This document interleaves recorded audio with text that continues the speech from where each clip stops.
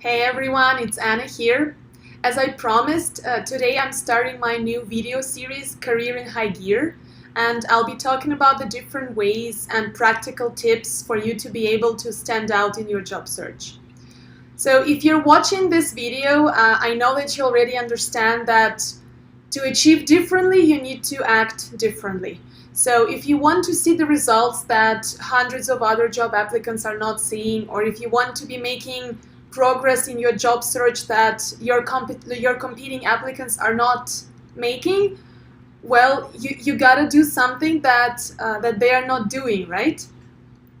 And stand out has become this sort of a cliche buzzword that you hear all the time, but what I want to do is I want to brainstorm together with you some of the practical steps that you can actually take to make sure that you do stand out in your job search and that you start acting on the premise that you want to achieve something better and something different.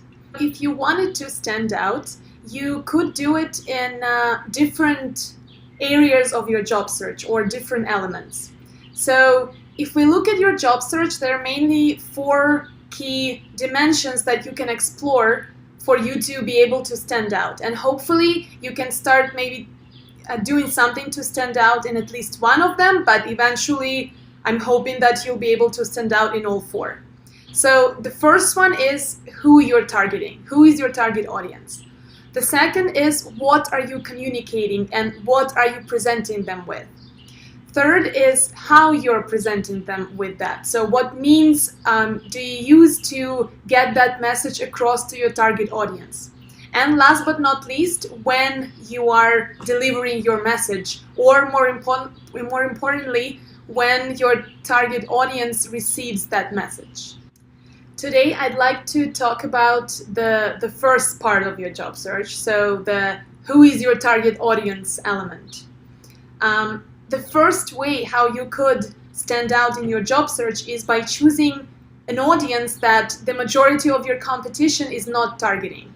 So if you think about the city traffic and the route that you take every day from work, let's say, and there's always this one area where there's constantly a traffic jam. So of course you could line up and you could wait and you could, exercise your patience and really challenge yourself to stay in that traffic jam, and eventually you would go through. Or you could find an alternative route that all those cars are not taking because all of them are lining up in that specific spot. So the exact same thing happens with job applications. If hundreds of other applicants that you're competing with are lining up in the keyword race to be scanned through the applicant tracking system, which is the software algorithm that pre-screens resumes for keywords and selects the ones that are relevant and the ones that represent candidates that should be contacted, right? So you could line up in the same traffic jam with everyone and hope to get better results. But remember, to achieve differently, you gotta act differently. So what if you choose a target audience that not many of other job seekers are targeting? And who is that target audience?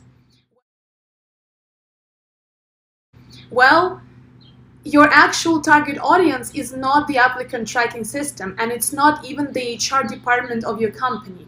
Your actual final target audience is the decision maker. It's the person who you will be working with on a daily basis. So your future manager or your future boss. That's who you could target with all of your marketing messages that you send out in your job search.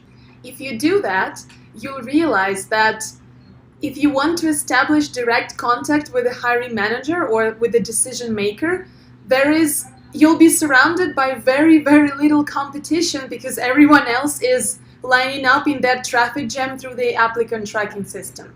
And as we'll discover later in the series, they are a much more grateful and rewarding audience to be communicating your marketing message to. Thanks so much for watching this video. Next time I'll be moving on to the what aspect of your job search, and I'll be talking about how you can build a very distinctive personal statement and communicate it successfully to your target audience. See you next time.